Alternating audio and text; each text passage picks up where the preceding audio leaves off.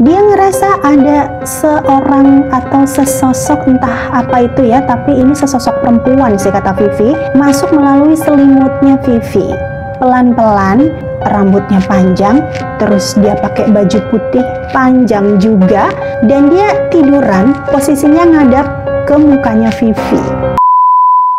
Halo guys, selamat datang kembali di vlog gue. Apa kabar semuanya? Semoga sehat-sehat selalu ya dimanapun kalian berada.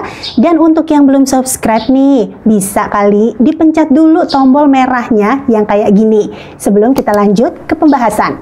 Hari ini gue akan menceritakan mengenai pengalaman mistis, tapi bukan dari pengalaman orang lain atau dari cerita-cerita yang ada di internet yang lagi viral gitu ya.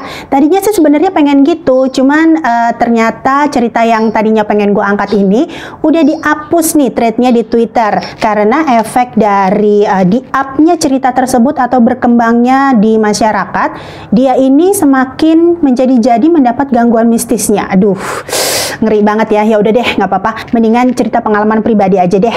Dan ini mudah-mudahan sih bisa menghibur kalian semua ya. Langsung aja ya Beb ya.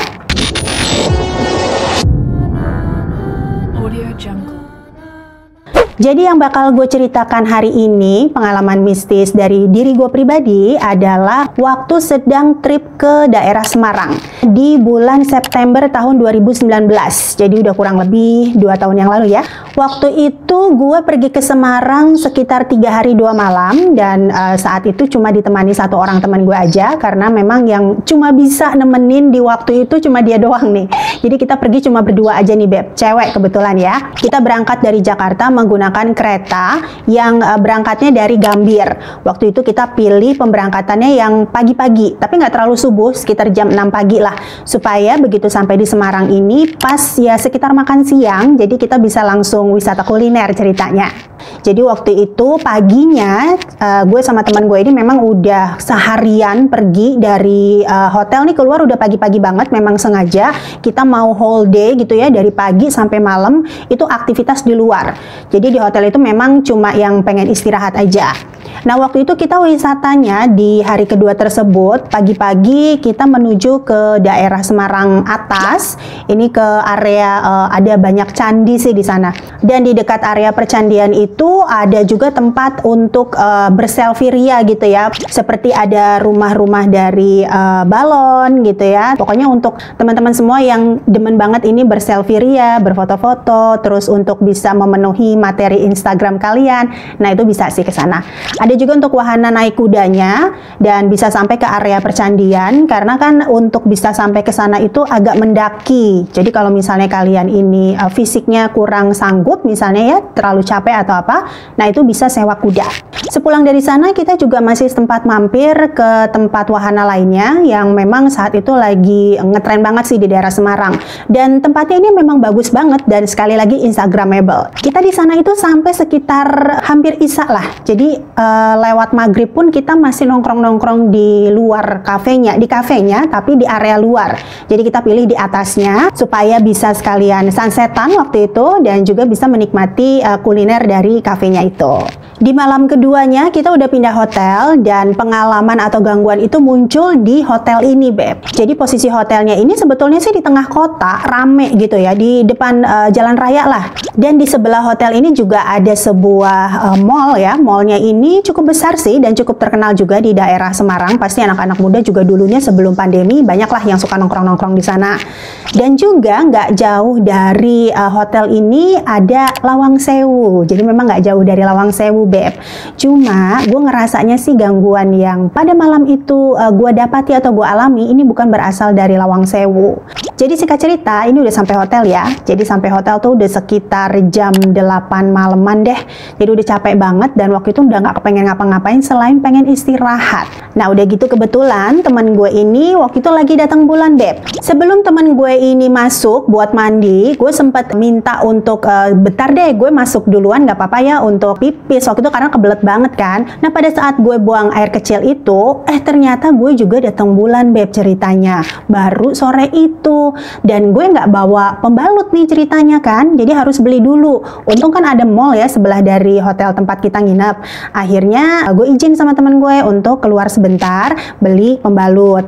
Nah, karena teman gue ini kan memang orangnya agak penakut ya, jadi dia pun nggak mau ditinggal di hotel sendirian waktu itu, Beb. Akhirnya dia bilang, yaudah deh Mbak, gue mandinya nanti aja deh, gue ikut nemenin lo aja buat beli pembalut. Nanti gue mandinya sepulang dari swalayan aja. Ya udah, oke. Akhirnya kita berdua pergi kan keluar. Tadinya rencananya tuh kita pengen keluar lagi habis mandi buat wisata kuliner. Cuma kayaknya ngerasa badan kayak udah capek banget gitu. Dari pagi kan kita udah aktivitas. Nah, pada saat kita udah selesai belanja, mau balik ke hotel, gue tuh udah ngerasa badannya udah nggak enak, Beb. Dan yang bikin heran sih cuma satu sebenarnya waktu itu. Di area tangan gue yang kiri ini, itu berat banget. Punggung sini nih, dari atas pundak lah. Dari atas pundak, punggung belakang sini, terus sampai ke lengan bawah, itu berat banget gitu. Kayak seolah-olah ngebawa barang bawaan gitu loh, kayak tas lempang atau apa, atau kayak digelendot orang atau apa, pokoknya kayak ada beban lah di sini ya. Cuma waktu itu tetap gue berpikiran positif ya, memang angin aja, karena kan waktu kita di area percandian itu memang areanya open air banget kan, dan itu posisinya di atas, angin lumayan kenceng. Ya udah mikirnya sih masuk angin aja waktu itu, Beb. Pas sampai di hotel, temen gue kan udah langsung ya mandi duluan. Nah, setelah dia selesai mandi, keluar dari kamar mandi tuh mukanya udah aneh. Mukanya tuh kayak orang bingung, kayak orang takut, cemas, campur aduk gitu deh.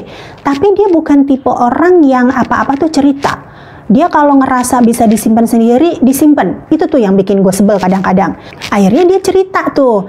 Tapi ceritanya setelah gue selesai mandi. Udah habis mandi, terus lagi sisiran, udah siap-siap mau tidur. Masih nyetel TV sih waktu itu. Gue tanya lagi, udah, lo kenapa? Nah, terus dia bilang, enggak, aku heran aja deh Mbak.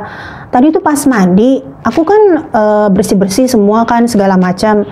Terus aku ngerasa, maaf nih ya Beb ya, maaf banget nih, sorry banget buat terlebih lagi sih cowok-cowok, tapi ya nggak apa-apa lah, ini memang kenyataannya seperti itu. Temen gue bilang pada saat dia mencuci pembalutnya itu, kok dia suka banget dengan aroma dari pembalutnya itu, Beb. Padahal pembalutnya itu kan udah kotor ya, bukan pembalut yang bersih baru mau ganti. Nah, di situ tuh dia sempet yang antara kaget, antara seneng tapi takut juga.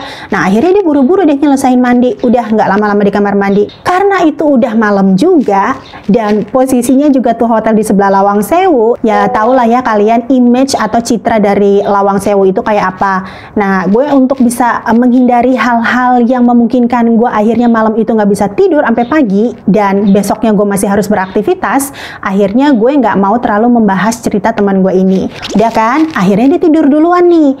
Dan teman gue ini punya kebiasaan kalau tidur itu nggak pakai bantal. Jadi bantalnya dijadiin guling sama dia. Karena kalau misalnya posisi tidurnya dia nih, kepalanya itu lebih tinggi dari badannya, dia nggak bisa tidur. Oh ya, sebagai informasi nih, sebagai tambahan ya, tadi lupa bilang nih di awal. Temen gue ini termasuk anak indigo. Jadi memang dia dari kecil itu udah bisa yang namanya bukan hanya merasakan ya, tapi juga melihat dan terkadang bisa juga berkomunikasi dengan makhluk astral. Posisi dia tidur saat itu ngebelakangin gue, dan dia tuh tempat tidurnya bersebelahan dengan kamar mandi. Sementara tempat tidur gue ini di deket tembok. Jadi ini tempat tidur gue, terus ini tembok, ini tempat tidur ya, tempat tidur, tembok. Terus sebelah sini tuh kayak open space gitu, ada tanah agak kosong, dan sebelah sananya itu Lawang Sewu. Tapi ya waktu itu ya tetaplah gue berusaha untuk nggak mau ngerasain takut. Sebetulnya hotelnya ini itu bagus banget karena memang tergolong hotel baru. Baru tahun kedua dibangun lah saat itu waktu gue nginep ya. Jadi memang masih baru banget, dan ini hotelnya juga interiornya keren banget, bagus banget ya, instagramable. Sekitar jam 11 ini gue udah mulai ngantuk. Akhirnya gue mutusin untuk taruh handphone, tapi TV waktu itu, sempat gue matiin sih. TV gue matiin, tapi lampu ya nggak gue matiin semua, gue biarin terang itu di kamar mandi. Dan di pintu, deket pintu masuk, antara pintu masuk sama kamar mandi itu gue nyalain. Dan deket tempat tidur itu cuma gue nyalain yang lampu redupnya aja. Pada saat mulai tidur, gue ini posisinya menghadap ke teman gue yang ngebelakangin gue. Waktu itu gue belum bisa langsung pules nih tidurnya. Karena gue ngerasa udah terlalu lama miring ke kanan, akhirnya gue ganti posisi nih, miring ke kiri. Dan saat itu gue udah ngerasa ngantuk banget ya. Mata gue sendiri pun itu belum yang nutup banget. Nah, tiba-tiba Beb, ya, tiba-tiba itu ada sesuatu. Entah itu apa, itu gede banget ya, dan dia mulai pelan-pelan naik ke atas dan mulai kayak mau ngerangkul gue gitu Beb. Dan itu badannya selain yang gede banget, itu gue cuma ngeliatnya kayak putih-putih aja. Tapi nggak tahu lah itu cewek atau cowok atau apapun itulah, gue nggak ngerti lah ya. Pengen ngomong Allahu Akbar itu susah banget. Susah banget. Gue pengen bangun pun susah banget. Tapi gue berusaha gitu. Gue nggak mau kalau si makhluk ini nih sampai berbuat yang enggak sama gue gitu. Apalagi sampai ngerasukin gue.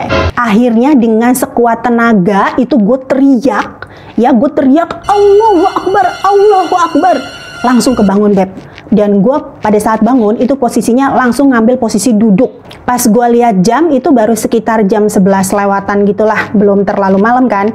Gue mainan handphone, gue main game, gue buka-buka medsos segala macem deh. Pokoknya gue menyibukkan diri supaya otak gue itu nggak berpikir ke sana. Abis kejadian itu, gue baru bisa tidur setelah azan subuh. Jadi emang sengaja gue nungguin azan subuh sih, baru bisa gue tidur lagi. Dan gue lebih bisa ngerasa tenang kalau gue tahu ini udah pagi. Gue tadinya nggak mau cerita sih, karena mengingat masih harus nginep 1 malam lagi di hotel itu. Tapi somehow gue pengen berbagi lah. Siapa tahu dia punya informasi lain yang bisa menyelesaikan rasa penasaran gue. Dan setelah gue selesai cerita, dia juga balik cerita dong apa yang dia alamin semalam. Dan itu jauh lebih mengerikan sih dari yang gue alamin, Beb. Jadi Vivi ini bilang dia ngerasa ada seorang atau sesosok, entah apa itu ya, tapi ini sesosok perempuan sih kata Vivi, masuk melalui selimutnya Vivi. Ya, pelan-pelan. Udah gitu dia posisinya ngadep ke Vivi.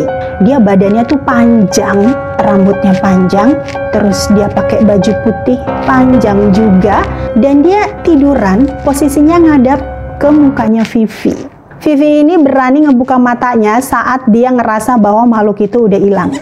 Dan malamnya kita memutuskan untuk tetap di kamar itu. Kita nggak pindah kamar, Beb. So, dengan sisa-sisa keberanian yang masih ada di dalam hati kita berusaha untuk tenang, kita banyak-banyak berdoa ya untuk bisa stay di kamar itu, Beb. Setelah itu ya udah gue baca-baca segala macam lah ya, ayat kursi, terus Al-Ikhlas, wah semua deh surat-surat pendek, Al-Fatihah gue bacain sampai gue capek sendiri mulut gue, dan akhirnya gue tidur. Alhamdulillah, Beb. Kebangun sampai pagi itu nggak ada apa-apa. Alhamdulillah banget. Pokoknya malam itu tenang lah tidurnya ya, nggak ada gangguan dan segala macamnya. Sebelum pulang waktu itu gue menyimpulkan dengan teman gue Vivi ini bahwa gangguan yang kita alami dari makhluk-makhluk tersebut ya, yang ganggu gue maupun yang ganggu Vivi, ini datangnya bukan dari hotel tempat kita nginap, Beb. Dan bukan dari Lawang Sewu, melainkan dari area percandian tempat kita pergi di hari pertama. Ya bisa jadi sih di malam waktu gue lagi beli pembalut itu, yang gue ngerasa berat di bagian kiri badan gue, mungkin dia sebetulnya udah ikut, tapi gue nggak menyadari hal itu, ya kan? Oke, Beb, itu tadi pengalaman mistis dari gue pribadi dan juga teman gue Vivi yang pernah kita alami waktu lagi trip ke Semarang di 2019. Semoga cerita yang barusan gue sampein ini bisa menghibur kalian semua ya. Terima kasih banyak untuk kalian teman-teman yang sudah menonton video ini sampai akhir. Terus dukung channel gue dengan klik like-nya, kemudian komen-komen, di-share yang banyak. Dan jangan lupa untuk klik tombol subscribe-nya buat yang belum ya. Sampai jumpa lagi di video berikutnya, Beb. Bye now.